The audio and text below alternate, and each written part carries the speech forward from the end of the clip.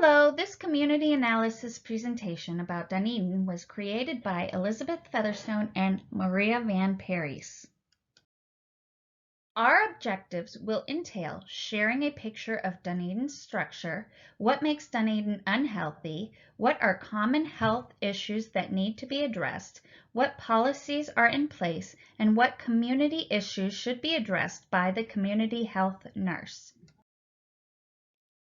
This slide shows the origins of Dunedin and how Dunedin started as a parcel of land, a post office created by Scottish merchants, a dock, a trading center of citrus and cotton, and established as a city in 1924.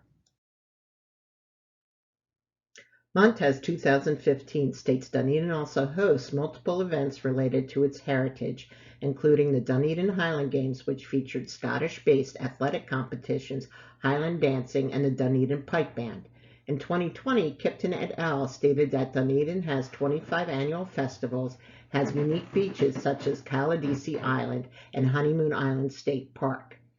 Main Street City, Dunedin, is a known tourist hub consisting of restaurants, bars, unique retail stores, and art galleries. The Pinellas Trail, which is utilized for walking, jogging, and cycling, is a 38-mile trail that runs through the heart of Dunedin, and Dunedin is also known as the spring training home of the Toronto Blue Jays. Florida Hometown Locator 2020 states Dunedin has 22,019 homes that range from multi-million-dollar homes on the Gulf's coastline to mobile homes. Streets in Dunedin are well maintained, with the exception of Dunedin's Main Street City having 2 one-lane roads and minimal parking areas. However, Dunedin has 2 avenues of public transportation that senior citizens, students, and those with disabilities can apply for discounted rates. A new garage on Monroe Street assists with parking by providing 192 spaces with a fee and a new garage in 2020. Dunedin does have several schools, including 1 STEM and 1 arts charter school. Community outreach is provided for schools, and many places of worship provide different community services. Dunedin's Martin Luther King Community Center provides before and after care program for grades pre-K through 5th grade for Dunedin, Garrison Jones, and San Jose elementary schools. Discounts and scholarships are available for community center members.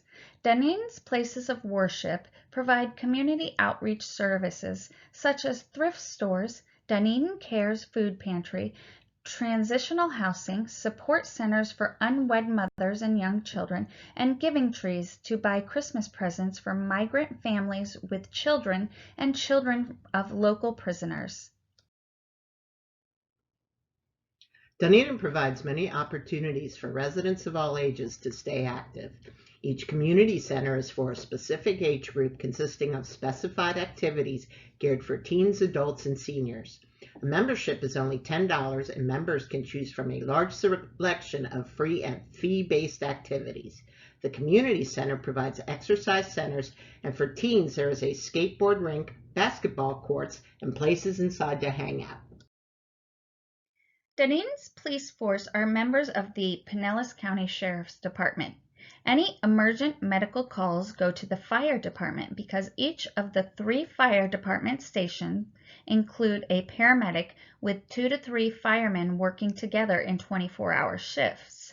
Examples of community services include Operation Medicine Cabinet, which provides education for medicine storage, 2 areas for medication disposal, escort services for lost individuals with disabilities, and a safe haven program where babies less than 7 days old can be safely and legally abandoned at a fire station.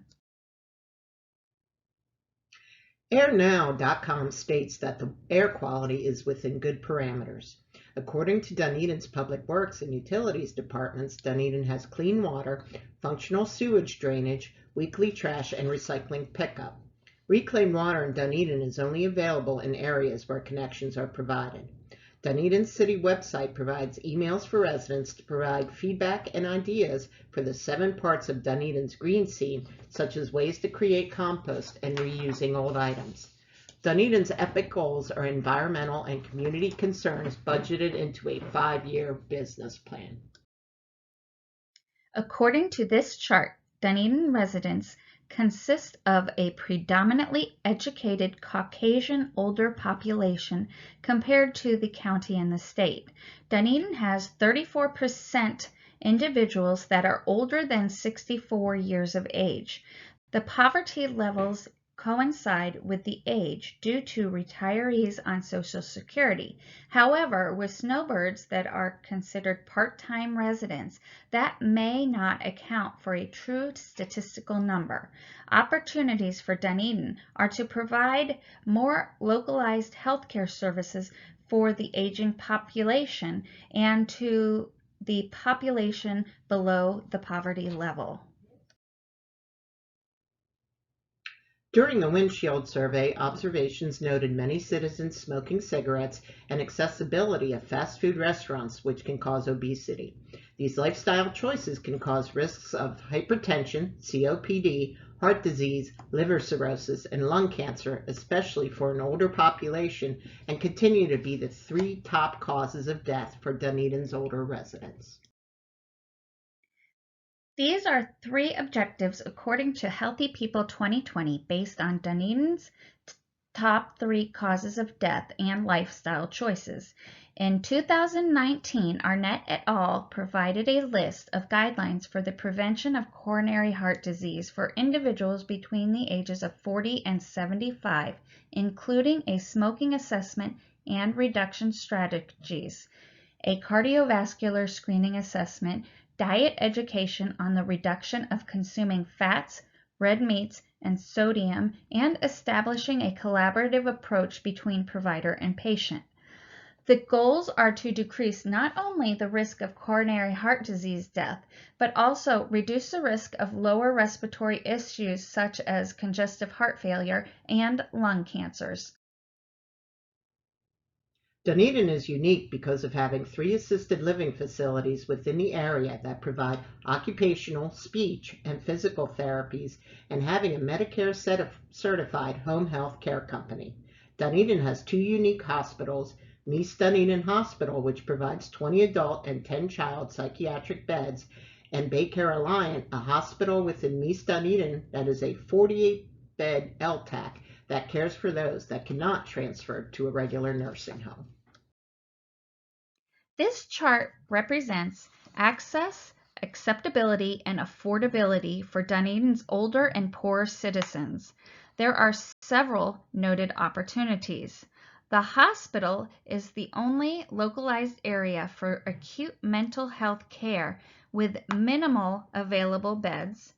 Shelters are for individuals with disabilities, and there is only 1 shelter in Clearwater for seniors and couples that still pay 30% of the rent, even with community and public health clinics offering a variety of services, including behavioral health.